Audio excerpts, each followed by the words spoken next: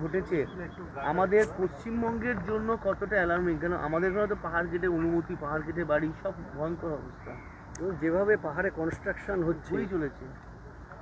দেখুন, ডেভেলপমেন্টের ব্যাপারটা তো কোনোদিন আটকায় না, কিন্তু গত 5-7 বছর ধরে আমি বিশেষভাবে দেখছি পুরো হিমালয়, ওইখান থেকে কাশ্মীর থেকে আমাদের সিকিম অবধি অনেকবার এরকম ক্লাউড ব্লাস্ট হয়েছে, বাঁধ ভেঙেছে, বসতি চলে গেছে, গ্রাম চলে গেছে। গতবার উত্তরাখণ্ড ইত্যাদি আমরা দেখেছি।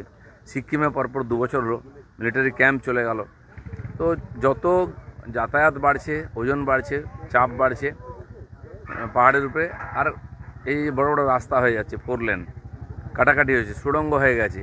তো এতে পাহাড় তো কমজোর হয়, আর ইদানিং যেভাবে এই ধরনের বৃষ্টি, মেঘ ভাঙা বৃষ্টি হচ্ছে, তার একটা বিরাট প্রভাব পড়ছে।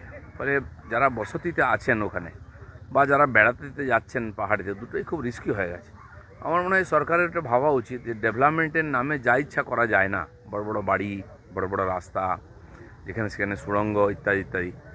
আর এটা একটা পলিসি না তৈরি করলে আগামী দিনে আরও বড় বিপদ হবে।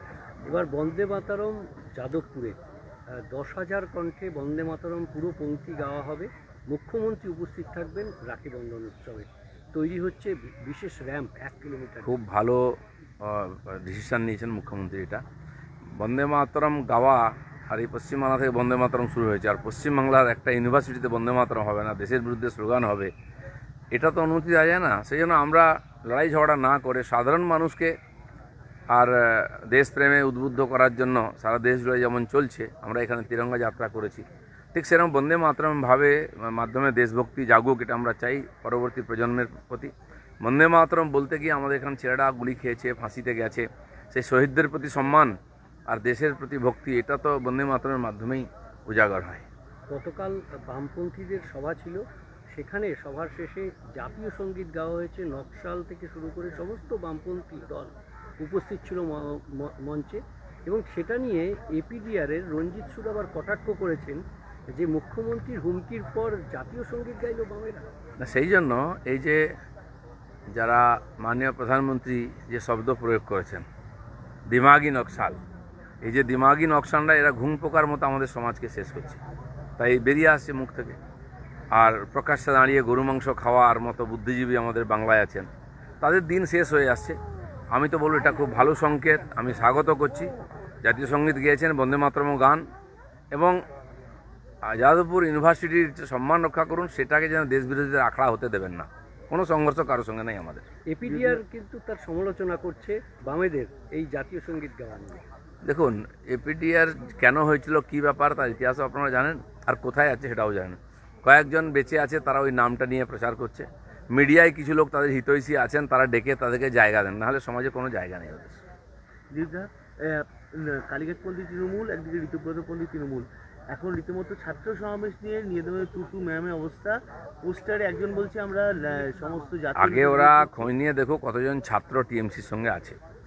যে পার্টির ভবিষ্যৎ নাই, ছাত্ররা তার সঙ্গে নিজের ভবিষ্যৎকে যুক্ত করবে।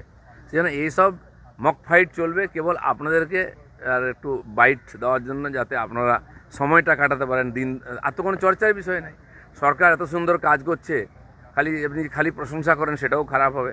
সেই জন্য কিছু টেস্ট চেঞ্জ করার জন্য খবর তৈরি হবে, সেটা আপনাদের লাভ হবে, আর কারো লাভ হবে না, মিডিয়ার লাভ।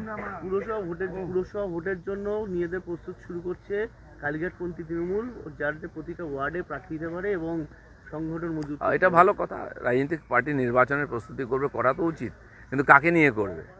কুণাল ঘোষ, মমতা ব্যানার্জি আর অভিষেক ব্যানার্জি দাঁড়িয়ে বসে যতই মিটিং করুন, তাতে পার্টি জিতবেও না, ক্যান্ডিডেটই পাবে না সব জায়গায়।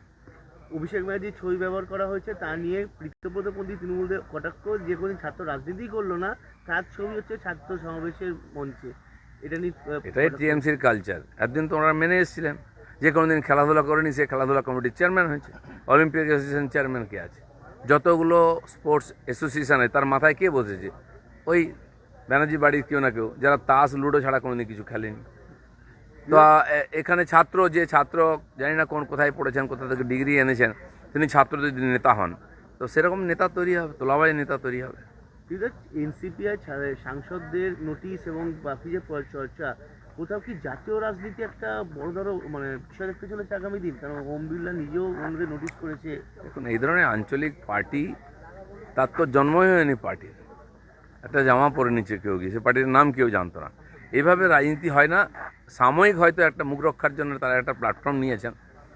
এই রাজনীতি থেকে দেশের কোনো লাভ হবে না। এবার কোনো ব্যক্তি স্বার্থে, ব্যক্তি রাজনীতির স্বার্থে তারা এই ধরনের পার্টি কেউ তৈরি করছেন, কেউ তার ছাতার তলায় যাচ্ছেন, কিন্তু আমার মনে হয় না এতে রাজনীতিতে কোনো লাভ হবে।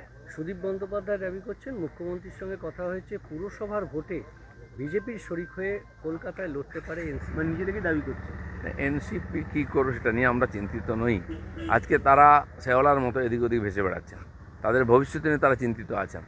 বিজেপিতে আসবেন কিনা, বিজেপিতে এলে বিজেপি নেবে কিনা, অ্যালায়েন্স করবে কিনা সেটা আমি জানি না, পার্টি যারা নেতৃত্বে তারা দেখবেন। ওনারা হাওয়া তৈরি করছেন বিভিন্নভাবে, একটুখানি টেস্ট করছেন যে এখানে কার্বন টেস্ট হচ্ছে যে পাবলিক কী রিয়াকশান দেয়। লাস্ট কোশ্চেন, গত কয়েকদিন ধরে একের পরে অগ্নিকাণ্ড দেখেছি। গতকাল অঙ্কুরহাটিতে অগ্নিকাণ্ড, মারা গিয়েছে একজন। এই যে বারবার অগ্নিকাণ্ড, আবাসন হোক, হোটেল হোক, গোডাউন হোক, এইগুলো কি মানে বিগত 1.5 দশকের ফল? বেশিরভাগই কোথাও কোনো ফায়ার লাইসেন্স নেই। কলকাতায় যত পুরনো বাড়িতে দেখুন ব্যবসা হচ্ছে, হাতের কাজ হয়, মোজার ফ্যাক্টরি, গেঞ্জি ফ্যাক্টরি হচ্ছে, বাড়িটাই অসুরক্ষিত, সেখানে এই ধরনের বহু লোক যাচ্ছে, কাজ হচ্ছে, মেশিন চলছে। এই ধরনের বাড়িকে টেস্ট করে, কন্ডেম করে ভেঙে ফেলা উচিত, নাহলে ওর সঙ্গে সঙ্গে বহু মানুষের জীবনহানির আশঙ্কা থাকে। বিশেষ করে এই বৃষ্টির সময় লাগাতার বৃষ্টি হলে বাড়িগুলো ভেঙে পড়ে। আর ফায়ার লাইসেন্স না থাকার জন্য বেশিরভাগ ব্যবসায়ী বেআইনিভাবে চলছে। আমি ক্যাবিনেটেও চর্চা হয়েছে এটা, আমি বলেছি এটা আমার তরফ থেকে সাজেশান ছিল যে 2 মাস সময় দিন, বা যেটা ঠিক হবে দিয়ে সবাইকে বলে দিন যে কী কী ডকুমেন্ট চাই, আর তারা সেটা জমা দিন। প্লাস ডিপার্টমেন্টের অফিসাররাও 6 মাস ধরে ডকুমেন্ট নিয়ে বসে আছে, টাকা খাচ্ছে, তারা লাইসেন্স দেয় না।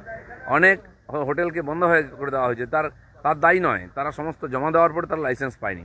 তো সরকারি দপ্তর থেকেও জিনিসটাকে ফাস্ট করা হোক যে 1 সপ্তাহের মধ্যে ইনকোয়ারি করে তাকে লাইসেন্স দিতে হবে, তার সব কিছু আছে কিনা। তা নাহলে কী আছে, এর সমাধানও হবে না। আর এখন পুজোর আগে যদি আমরা ব্যবসায়ীদের ডিস্টার্ব করি, যারা নিজের পয়সা লাগিয়ে রিস্ক নিয়ে ব্যবসা করছে, তারা তো সরকারের জন্য ক্ষতিগ্রস্ত হচ্ছে। সরকারি ডিপার্টমেন্ট যারা এটা দেখেন তাদেরও সক্রিয় হতে হবে এবং একটা সময় বেঁধে দিতে হবে, তার মধ্যে সবাইকে লাইসেন্স নিতে হবে।